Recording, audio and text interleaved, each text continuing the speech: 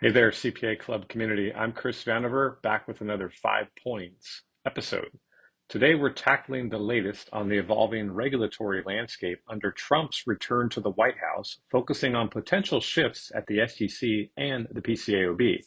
There's a lot to unpack here, so let's dive into the 5 key points you need to know. Point number one, in 2020, the Trump administration actually proposed merging the PCAOB into the SEC as part of a broader deregulatory push that aimed to reduce compliance burdens on audit firms and eliminate perceived duplicity between the two organizations. The goal was to streamline financial oversight and consolidate resources, avoiding any overlap in their functions. However, the proposal actually faced pretty strong opposition, particularly from the Democratic-controlled House of Representatives, who argued it would really undermine the PCAOB's independence and weaken safeguards around audit quality. Point two, the 2021 transition from Trump to Biden brought major leadership changes at both the SEC and the PCAOB. One of the most significant was the appointment of Gary Gensler as SEC chair back in 2021.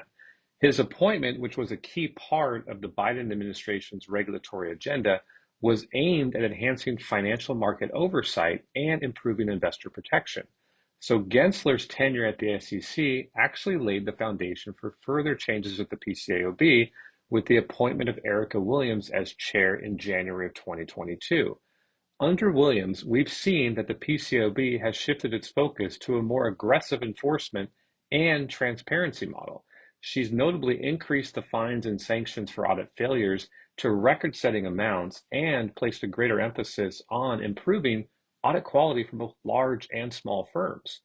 Williams has also worked really hard to make the PCAOB inspections process more transparent and publicly accessible, hopefully improving the accountability across audit firms.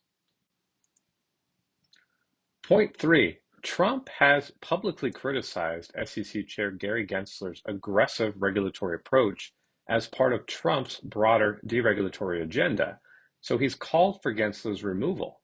If Gensler is in fact dismissed, it could trigger leadership changes at the PCAOB, as the SEC has the power to appoint and remove PCAOB board members, even those with fixed terms. This was demonstrated back in 2021 when Gensler then removed PCAOB Chair William Dunkey. If Trump appoints a new SEC chair, it could lead to a similar shakeup this time around at the PCAOB, potentially ousting current chair Erica Williams with leadership that favors that more industry-friendly approach aligned with Trump's regulatory priorities.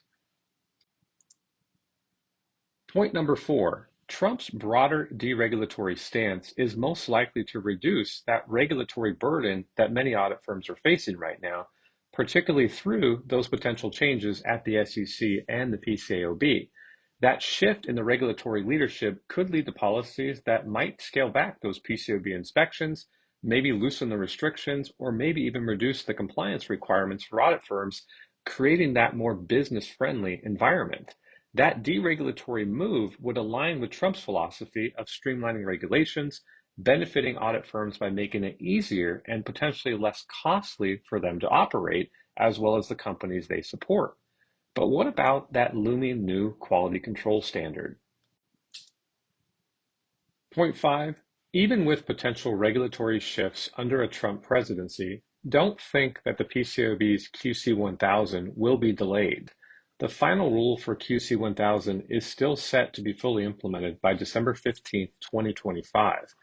While leadership changes at the SEC or the PCAOB could impact the enforcement priorities, the PCAOB has remained committed to this deadline.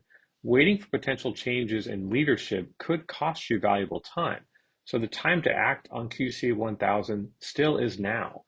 Get ahead of these changes and ensure your firm's quality control systems are up to speed before it's too late, no matter what the Trump administration might hold. So there you have it, 5 points about another Trump administration's potential impact on the PCAOB and the broader auditing landscape.